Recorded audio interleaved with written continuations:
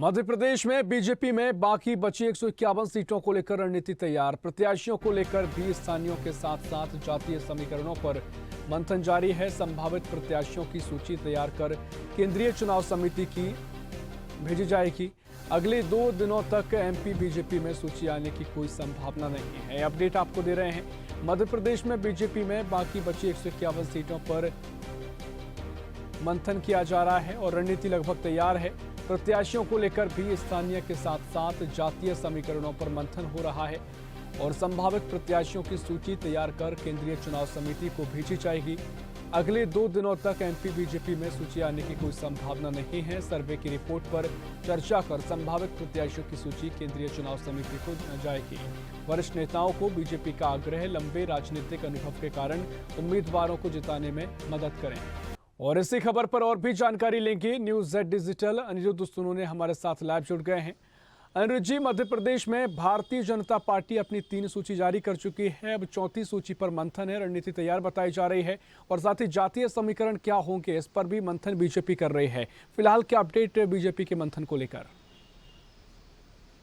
देखिए, भारतीय जनता पार्टी की मध्य प्रदेश यूनिट ने अभी तक अपनी 230 विधानसभा सीटों में से 3 सूची जारी कर दी है और ये सूची 39 और 1 यानी 79 सीटों की ये सूची जारी की है और अभी 151 सीटों पे पार्टी बड़ा मंथन कर रही है। हाँ। और आज की अभी की हम ताज़ा खबर बताएं तो चुनाव आयोग ने आज ऐलान कर दिया है कि 5 राज्यों का जो चुनाव होना है, जिसमें मध्य प्रदेश, छत्तीसगढ़, तेलंगाना, मिजोरम और राजस्थान शामिल है, उनकी चुनाव आयोग तारीखों की घोषणा आज दोपहर 12 बजे बाद कर सकता है। तो भारतीय जनता पार्टी उसी के मद्देनजर 151 सीटों पे जो अपनी रणनीति बना रही है, उसमें सबसे ज़्यादा जो दिक्कत आ रही है या फोकस किया जा रहा है वो आदिवासियों और एससी एसटी की सीटों पे, एससी की सीटों पे। और देखा जाए तो इस वक्त मध्य प्रदेश में 47 सीटें आदिवासी सीटें आती हैं जिनमें आरक्षित हैं और जो एसटी की सीटें आती हैं, एससी की सीटें आती हैं, वो 35 सीटें रहती हैं। कुल मिला के देखा जाए तो 47 और 35 सीटें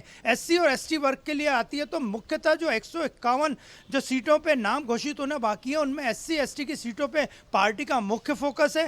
भारतीय जनता पार्टी की जब से कमान अमित शाह ने संभाली है मध्य प्रदेश यूनिट की, उनका साफ कहना है कि एससी एसटी सीटों पे फोकस किया जाए। और मध्य प्रदेश की भारतीय जनता पार्टी की यूनिट गोंडवाना गणतंत्र पार्टी और जेएस की गतिविधियों पे भी नजर रखी हुई है ताकि आदिवासी वोट बैंक उनसे ना छूटे और वो इन दोनों पार्टियों के कारनामों को सामने ला सके। तो अभी फिलहाल तो 1 या 2 दिन तक भारतीय जनता पार्टी की मध्य प्रदेश यूनिट की कोई सूची जारी होने की उम्मीद नहीं है, लेकिन आज चुनाव आयोग जब तारीखों की घोषणा कर सकता है, इसके बाद पार्टी जल्द से जल्द अपनी सूची घोषित कर सकती है। निश्चित तौर पर देखिए, मंथन लगातार चल रहा है, लेकिन जैसा कि हमने पहली सूची में देखा कि सबको चौंकाया। पहली बार जब सारी हारी हुई सीटों पर चुनाव प्रत्याशी उतारे, उसके बाद हमने देखा कि तमाम सांसदों को बीजेपी ने मैदान में उतारा, बड़े नाम ये शामिल रहे। इस बार क्या कुछ नया देखने को मिल सकता है? क्या कुछ अलग तरह का दांवपेच बीजेपी खेल सकती है या फिर सीधे तौर पर जातीय समीकरण और जिताऊ प्रत्याशियों को लेकर जो पहले से चर्चा है, मंथन है, उसी को लेकर आगे रणनीति देखने को मिलेगी?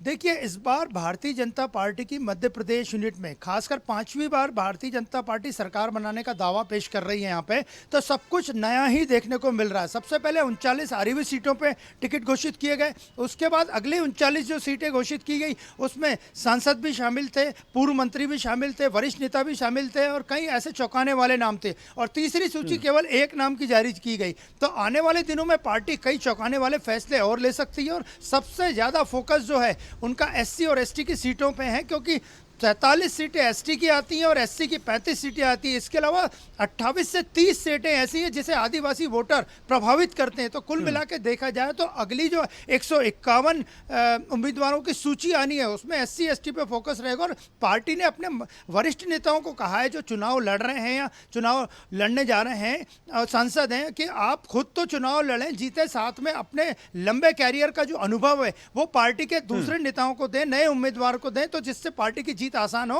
और कुल मिला के भारतीय जनता पार्टी का जो दिल्ली संगठन चाहता है, उसे हर हाल में भारतीय जनता पार्टी के मध्य प्रदेश में जीत चाहिए।